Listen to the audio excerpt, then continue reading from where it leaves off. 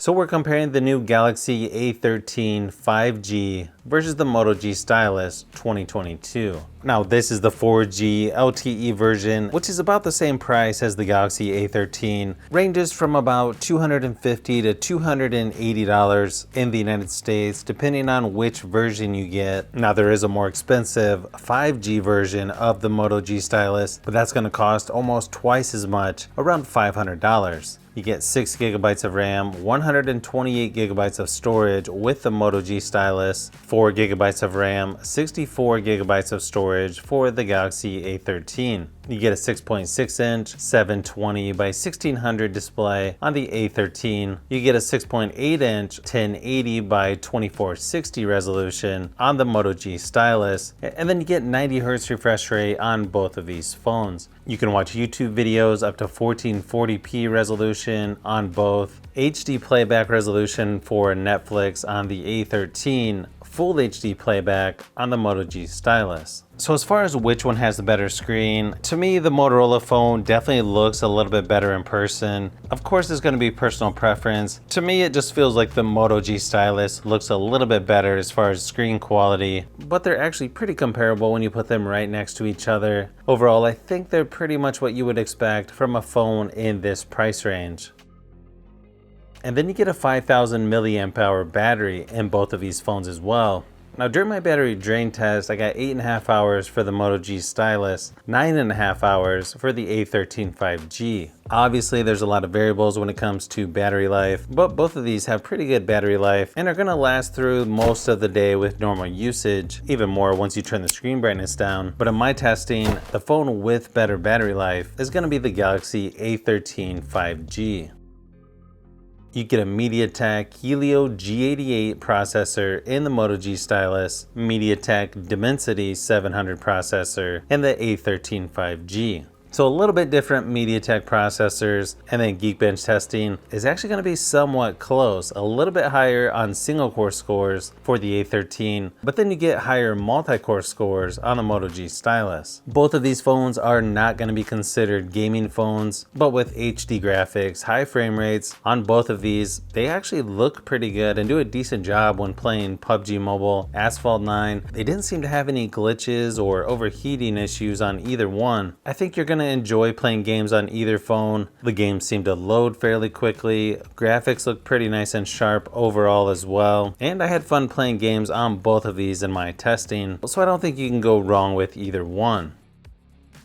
Software wise, you get Android 11 on the Moto G Stylus, Android 12 on the Galaxy A13 5G. I actually like the software on both of these phones. You get a lot of extras and the ability to customize both phones. You're probably going to get longer software updates though with Samsung. I don't think you can go wrong with either phone, but it's going to come down to personal preference. I think the biggest difference between these two is obviously going to be you get the stylus with the Motorola phone, and you only get something like that with Samsung on their more expensive devices. The stylus actually works pretty good considering the price of the Moto G Stylus, and is something I wish more companies would experiment with. So if you're looking for a more affordable phone with a stylus or pen, I think that's a big advantage for Motorola. You've also got a fingerprint scanner built right into the power button for both of these phones, which is actually a pretty good option to have. Might be a little bit faster than the ones built right into the screen as well.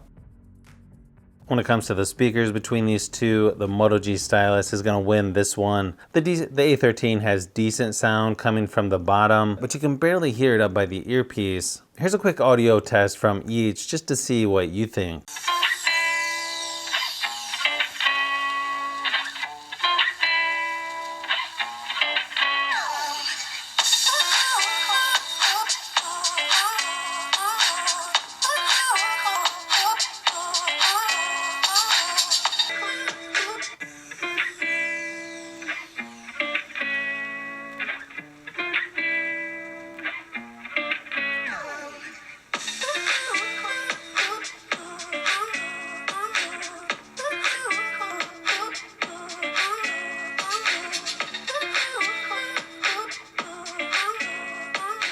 Now, neither of these two phones are the greatest as far as cameras go, but you can still get pretty good photos from these two. You can also shoot up to 1080p 30 frames per second on both phones. You get a 50 megapixel main camera on the back of both as well. Pretty big advantage for the front facing camera, 16 megapixel on the Moto G Stylus, 5 megapixel on the A13. Here's some quick samples of each just to give you an idea of what to expect. So hopefully this video gave you a little closer look at these two new phones from Samsung and Motorola. And I've got a couple more comparisons for the A13 yet, so you'll definitely want to look out for those.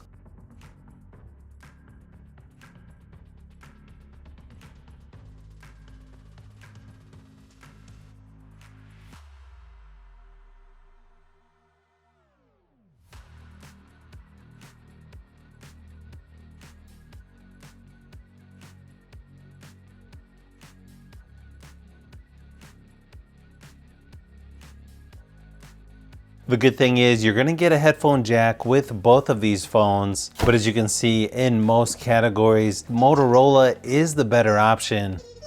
As you can see from these photo and video samples, I feel like Motorola is winning this category as well.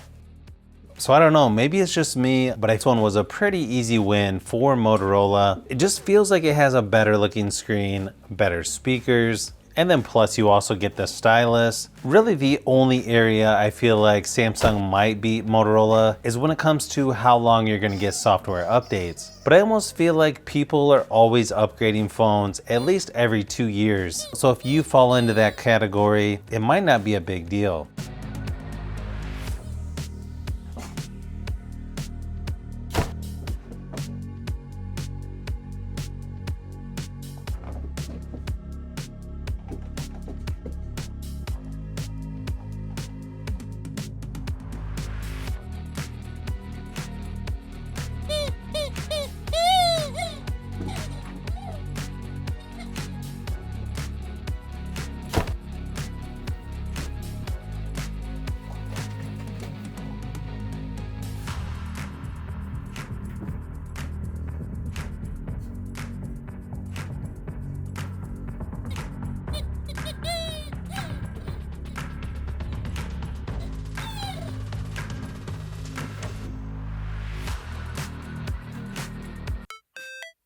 So if you've made it this far into the video, you may want to say thanks by subscribing, and don't forget to give a thumbs up if this video was helpful. This is Brian from Fishbee Productions. Thanks for watching, and I'll see you on the next one.